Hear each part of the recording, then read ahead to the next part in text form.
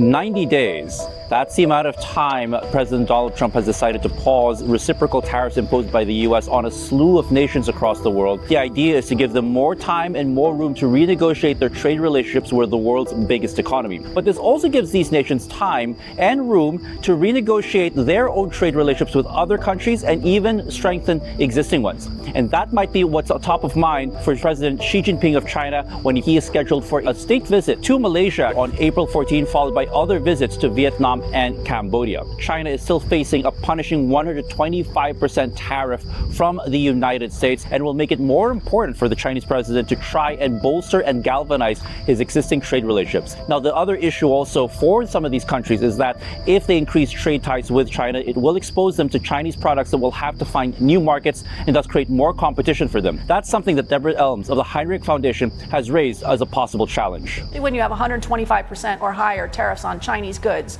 those goods are going to go somewhere. And as those goods pivot to find new market opportunities, we will find competition rising in other places, the European Union, much of Asia, etc. That's going to put pressure on politicians. While I would like to see more cooperation in the face of Trump disruption, there's also going to be additional knock-on effects. And one of them is increasing turbulence outside of the United States as firms and governments try to come to grips with what kind of trade world are we going to have going forward. Uncertainty is the only thing we're certain of at this stage. Uncertainty over the Trump administration's tariff policies, how often it's going to change, and how uncertain it's going to make the economic outlook for many countries around the world that will be affected by it and will continue to be affected by it.